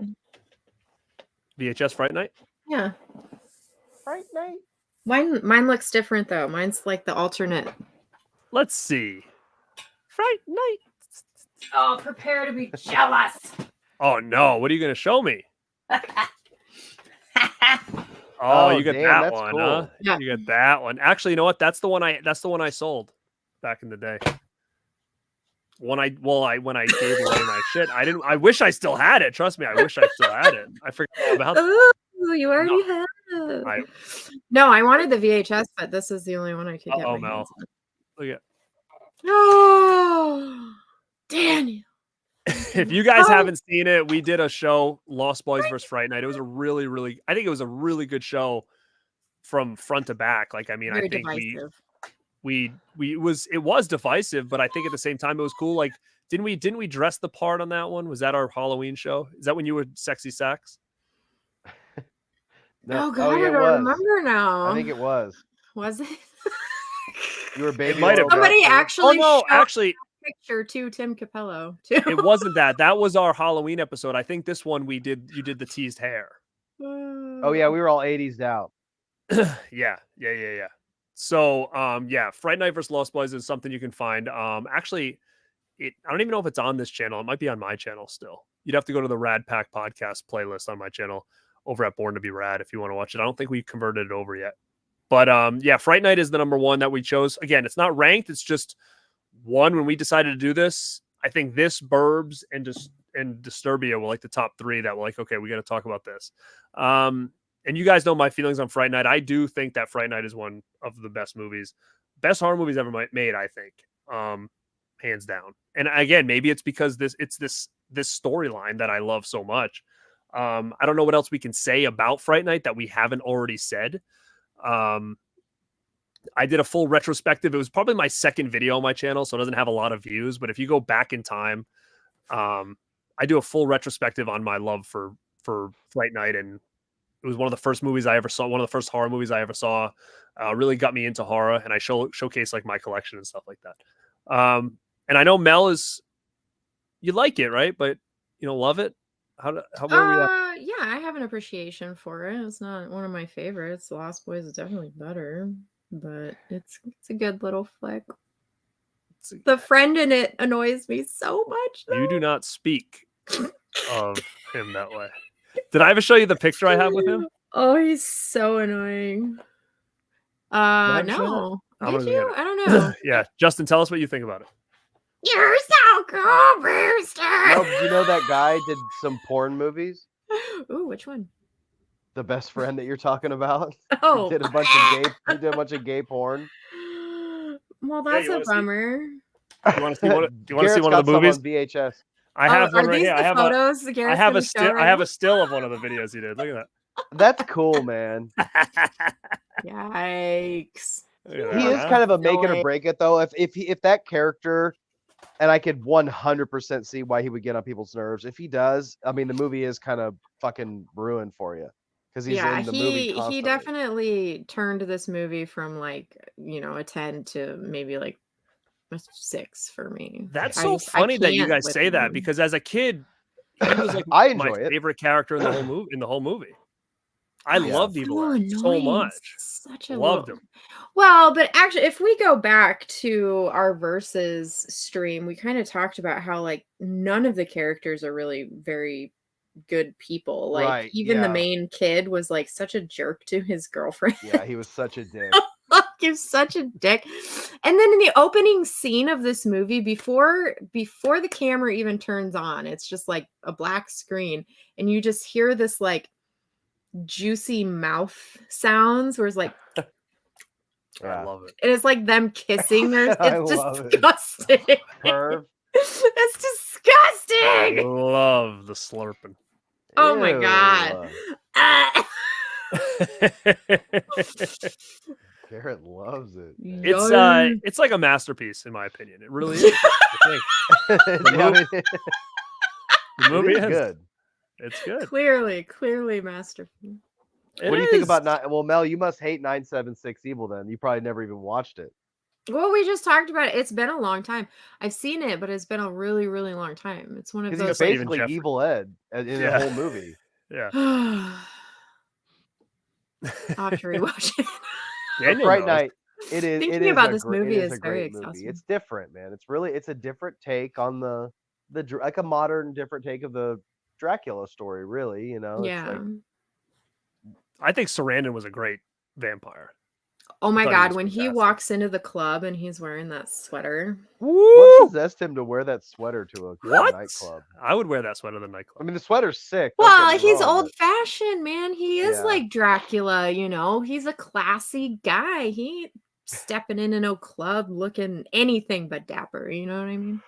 I mean, dude, he had like that long leather gray trench. I mean, that thing was sweet, dude. He was styling. Had the red scarf on too. It's killing. Garrett, we got to get you a duster, man. I have plenty of dusters. I have a lot of them. Come on, Says you want me to- no one ever. Should I Nothing do like surprises me anymore. should I do like my duster collection video? Not only do you have a Can duster, you have more than one. All right, listen. Here's what. Who Okay, owns multiple dusters? listen. Here's what's happening. Clearly. Here's what's happening. The next members only stream is going to be my duster collection. Fuck yes. I actually love that idea, and I'm so down for it. All right. So if you're a RadPack member, then Clip you have that. access to the live stream, and I'm going to showcase my duster collection. If I wasn't if I wasn't in the Rad Pack, I would become a member just to see your Oh. fucking duster collection. Oh my Now, do I have to put them on and show? You gotta and try spin them around? on. Yeah, so you you got to better step figure that back in out. your room and you got to do a Mhm. spin for us. You gotta try them on. And 100%. can I kind of walk towards the camera like cool guy? Yeah. All right. And you gotta Fuck do yeah. the spin I'll- and I'll then do walk this. back. And I'll show the inside and stuff. Sweet. How many do you have? Like more than 5? Maybe I might have like 6, maybe. I love that we already have the dusters. next member stream figured out. I'm gonna start writing notes down. Now, gee, are they all leather? Are they like leather? No, actually, I don't have any leathers. No leather. So I have. Oh, you They're need all a like. black They're all leather like. duster, Lorenzo Lamas style. Yeah, I don't have. They're not leather, and they're not. They're almost like. I don't know what I would say the material is. Some of them are like very light material, and then other ones are like more of a heavier material. I don't think I have any. I might have a duster that's like that, like a material of like a trench coat, like a Yeah. clothy material. Well, See, a save full some leather of it duster for the would be stream. expensive. Okay. That's a lot of. Here's to the duster collection. Yeah, this is amazing. A full leather duster would be expensive. I mean, that's a lot of material, dude. Well, I'm gonna tell you right now, if anybody is, I don't know, we should start the fad, to be honest. Like next RadPack meetup, we all need to be wearing dusters. Yeah. But if I anybody don't wants have a to, duster. well, it's called bringing it back. You know where I get them though? You get them at the thrift stores. You go to the jacket section for men, and then I've found tons of them there. So that's where you get them. You just go to the thrift stores looking for fucking That's where you get 'em. dusters. Oh yeah, that's on. I always go to the clothes section. I look See at. you I later, always look babe. at. I always going look at duster jackets. shopping. Jackets. Again. So I That's where maybe that can find a conversation leather goes. one. I maybe could find a leather one. Oh, look at this. Ben Grimm just joined the membership. He wants to see the duster. Who wants to see those dusters? Who would have thought, man? The duster was going to be the hot topic of the stream tonight. Oh my god, that is funny. He needs to witness the dusters, he said. I have some are black, some are gray. I have some that are black with like white specks on them, like really 80s looking. I have other ones that are like that really resembles kind of the colors of the Corey Haim one. that he wore in the movie Save when he it was for the walking? stream. Save it All for right. the stream. I got it written down. We're gonna start taking notes. Dude, All right. I need a duster, man. I told you, you're gonna go to the thrift. And I gotta This is hook gonna up be my boy awesome. Chris over here with a super chat. See, I want one with the whole like shoulder pieces and everything. I got some pads in some of mine, yeah. Are you looking up dusters right now? Yeah, he's like ready to order them. Dude, they're fucking cool. I've always ridiculous. wanted one, dude. I probably have to get one from like the boys section though. Where's the Boys? short king dusters, man? Like I need a juniors. Do they have them in juniors?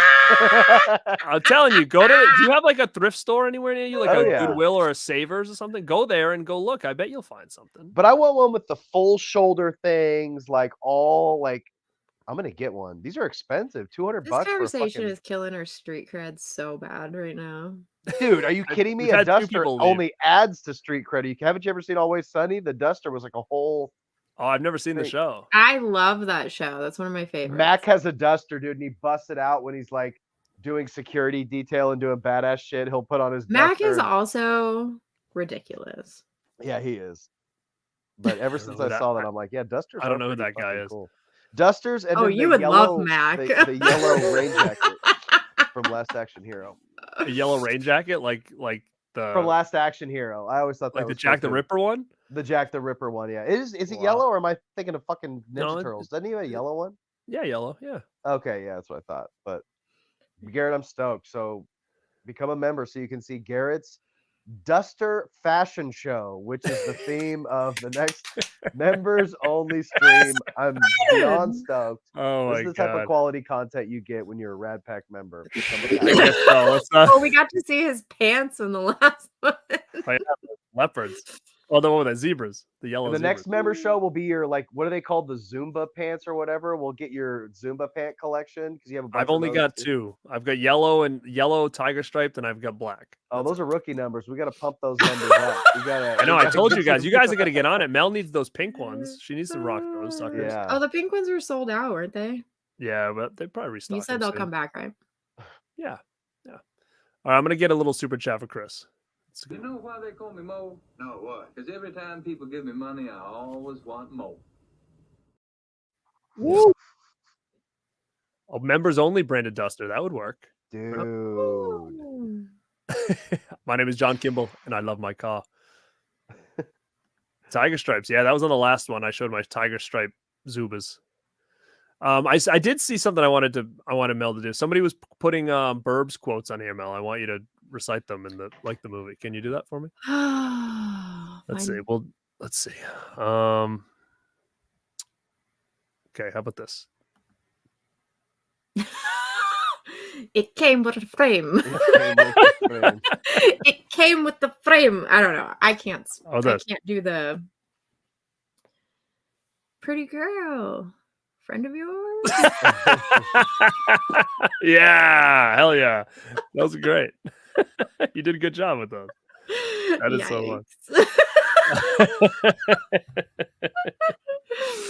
Oh my god. But guys, what else you want to talk about here? Anything else? We just went an hour 30. We like to keep these shows about 90 minutes, and we just told you our top 10 bad neighbors or neighbors from hell movies from some kind of suburban horror. I can run through the stack really quick. No particular order. We talked about Fright Night, The Burbs, Apt Pupil, Serial Mom, Disturbia, Deadly Friend, Brainscan, Mel's Brainscan, Stir of Echoes, Summer of '84, and our honorable mention tonight was The Good Neighbor. So that was our list of bad neighbor movies. If you guys haven't and want to learn a little bit more about some of these movies, just make sure to go back and check it out from the beginning if you popped in late. And Mel, anything you want to promote on here for your side of it over at My Killer Podcast? Nope. Oh wow, here we go again. Justin, anything you want to promote from your end over at Justin David? I have something, as I've said for the past 3 months, I have something in the works that I've now officially begun. Ooh, In this video, writing has started. in this Boo. video, Mel knows what it is. You guys know what it is. I'm working on this video is going to be so fucking epic. I have a theme song for it. I sent Mel the theme song for this video just to piss her off. I'm And really upset.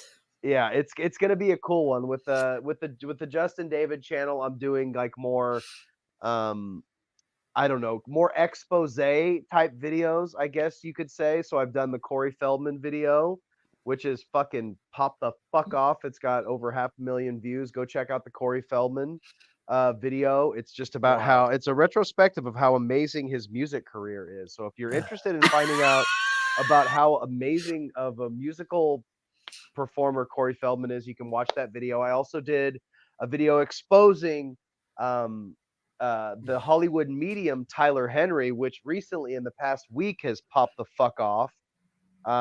And that's popping off. So then the next one I hope is even going to be even bigger and better. I'm not going to say who the subject is now. Some people do know. P. But Diddy. it's a big one. This will be my I biggest told him fish. to do that. It's my biggest fish yet. Today or yesterday. I was like, do this. It's happening now. And Justin was like, yeah, I should, but Well, we could talk about Not what we were going to gonna. talk about. Going into the whole all the Diddy stuff. There's so much. I'd have to do so much research. There's so much going on, but yeah, it's not necessarily movie oriented on that. I haven't posted on Dead Couch in a while, but I have some ideas for that. But hopefully the next video will be out in the next 2 or 3 weeks. Hopefully in the next couple weeks. Mel, you're gonna love it. I'll send it right to you. Justin's building his YouTube career off of things that upset me. I know But it's nice though in a way because Justin can literally do 3 videos a year and do fine. You know what I mean? I'm gonna He does like pump one a those quarter or numbers up. whatever. But this one is He's kind of making his scary list. because What upsets Mel? this video is going to be an expose showing like a darker side to one of the most beloved actors and comedians of our generation, but he has a dark side. So we're gonna be busting that open. So Man, it's not really. hopefully I don't disappear after I do this one. I just come up missing. You We already have some Packers on deck, just in case Justin vanishes off the planet. Or Oh, whatever. God, I got some people on deck to take my place. We have our replacements talked about Yeah, I know already. you do. Justin's just gone. They come to his I house and they just disappear. take him away. Nobody will miss this Somebody guy. else Nobody- shows up in the next stream and we just call him Justin. We did do that once. We didn't don't say anything. Oh my god, That's too all I funny. got. And that's over at what are we? Justin Daily Talks or something? What is it called? Yeah, it's Justin Daily Talk. Justin's No, Daily Justin Talks. David talks. No, the handle's Justin David Talks, but the channel is just you can just search Justin David. It is kind of funny though because I have like 300 or 400 like movie reviews and physical media and toys, and all of a sudden it just changes. So I definitely did like a hard reset on the channel and completely changed formats. But it's worked, man. It so worked, yeah. yeah. Joey, I have Sorry, not man. watched it yet. Oh, it's is so wrong? boring. Oh, did you try to watch it?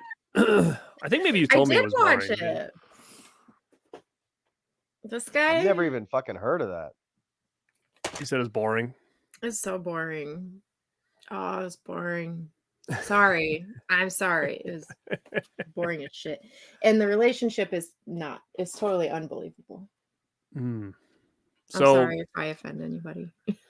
that's what we got coming up on our their solo channels. I'm Born to Be Rad, and if you could tune in Sunday Eastern night, we'll be doing a Scream Factory Year 7 retrospective. You can see that on the channel. I also got some cool stuff coming, guys. I am working on a pretty sick interview for next week, so hopefully it goes through. If it does, you guys will get notifications on my Instagram, and you can hit the reminders on the page and stuff. So I'm just confirming some times and dates. And I've got some pretty cool stuff coming that I'm going to showcase as well. People were asking me about some of the hard cases that I have on some of my boutique editions, and I'm going to do a whole showcase on those because I got a bunch of new ones in. So that'll be over on my channel. And I want to say thank you to Ace. He just joined the That's what membership I'm channel. clapping for. Woo! Just Oh, you join weren't the Duster clapping for Club. my I was clapping for Scream Ace. Factory thing. Oh. No.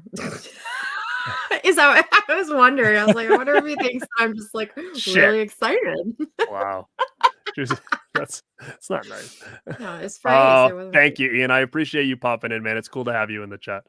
But yeah, guys, that is all for our Bad Neighbors, Suburban Horror, Neighbors from Hell live stream. We're going to talk after this, and we're going to come up with our April show for you guys, our April live show. We've already got things for May and stuff booked, so be ready. Pay attention to the channel. Share the video out. Make sure if you're not subscribed, subscribe. Hit that like button. If you're watching on the replay, hit the like button and let us know any movies down below on this list that we showed that you absolutely love, maybe some that you hated, maybe some you've never seen, and let us know if there's any good ones that maybe we forgot about. So, guys, let us know that down below. And like always, this is the Rad Pack signing off. Stay rad. Stay weird. And stay killer.